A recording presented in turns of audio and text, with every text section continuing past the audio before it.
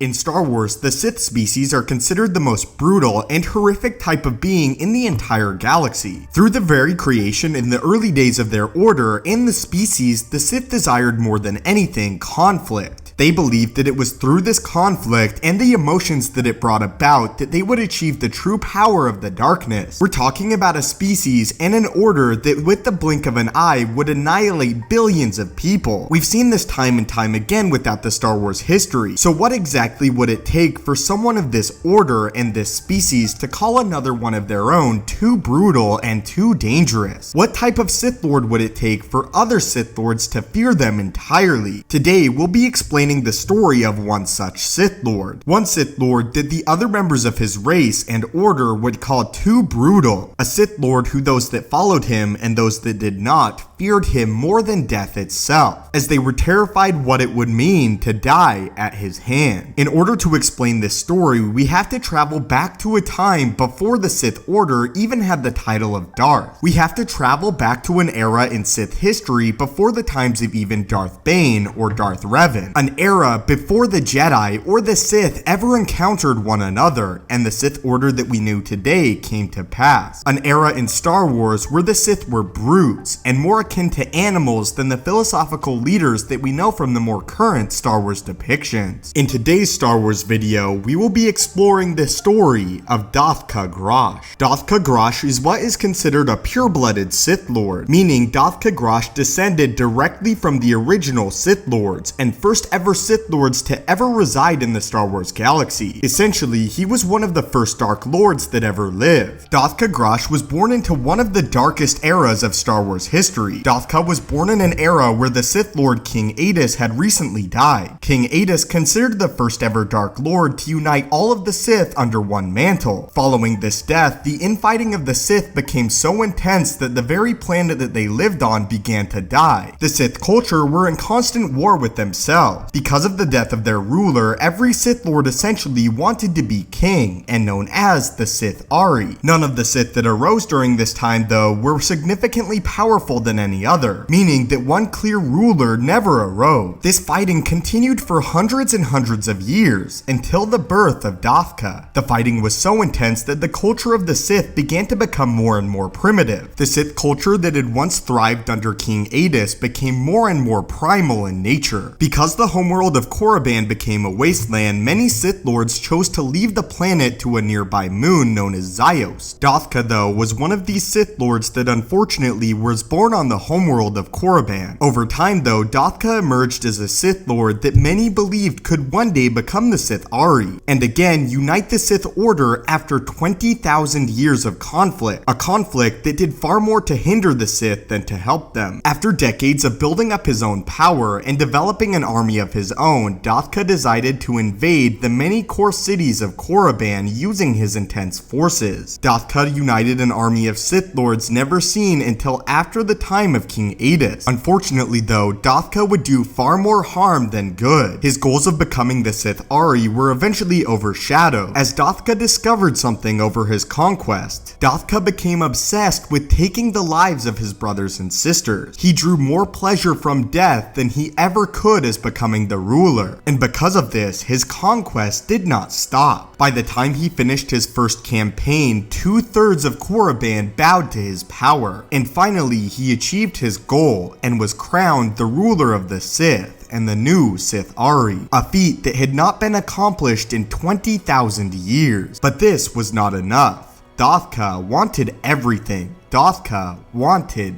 death. The Sith Lords that worked with him were extremely terrified of their new Sith King. For the very pleasure of it, Daka would kill them at will, many of them too afraid to raise arms against their new Sith Master. It was also during this period of rule that Daka became obsessed with the bodies of those that had come before him and those that had failed. He found a beauty in their corpses. He believed that the bodies that were strewn across these various battlefields were a tribute to his power. Looking upon the millions of dead brothers and sisters that had fallen by his hand as well as his very command, Daka had a dangerous thought. Daka wanted to use their corpses. He wanted to use the very dead that came against him for his own power, and because of this, he withdrew himself deep within the temple he constructed for his honor. Within his temple, Daka created a dark side ritual that would never be replicated for thousands of years. A ritual using Sith alchemy and Sith sorcery that was meant to revive the dead. Daka resolved to rule all of Korriban, even those that had already fallen. Eventually, Daka succeeded in his desire to rule over the dead, reviving all of the corpses that he had killed. Unfortunately though, it came at a gigantic cost, as the cost was part of Daka's very soul. Because of this, the Sith Lord was forced to remove his own heart and place it within an ancient Sith crystal. However, the reward was far greater than the cost demanded. All of the dead now awoke and were truly slaves to Daka's command, all tied directly to one master. Eventually, Daka again would place the crystal within his very body, as he believed it made him invincible. By this time though, the living Sith that still resided on Korriban began to turn against Daka, even those that followed him. They eventually formed a council that resolved in ultimately killing the Sith Ari that had risen after King Adus, with this council of Dark Lords calling Daka the most brutal and evil Sith Lord that had ever lived. A Sith Lord gone insane with the power of the dark side, but specifically the power of life and death. Many of these Sith Lords were utterly terrified to go against their master, as they believed the rumors that he had become invincible after removing his heart. Despite this though, the council eventually forged a strike team that was meant to kill Daka within his very home. Luckily for them, the rumors were proven not true, as Daka was killed by the very strike team that the council selected, and the rule of the second Sith Ari came to an end. As Daka died, all of the spirits of the reanimated corpses flew within the crystal that now resided within their master's heart. By the end of his time as a Sith Ari, Daka had only reigned for 50 years. After his death, the Sith ultimately resolved to create a tomb for their master, as they all hated him and believed that he was the most evil of all Sith Lords that had ever lived. He was still a Sith Ari. A Sith Ari that had risen 20,000 years after King Adus, and because of this, he still demanded respect. But that was the story of Daka Gra, the Sith Lord that other Dark Lords would call the most evil master of the dark side that ever lived. A Sith Lord that was more obsessed with death than furthering his own power. Leave your own thoughts on Daka Gra in the comments down below, and had you heard of this ancient Sith Lord before this story? As always my friends, thank you so much for watching, may the Force be with you, and have a great day. Before you go, be sure to check out my other channel, The Marvelous Wave, where we talk all about the Marvel Cinematic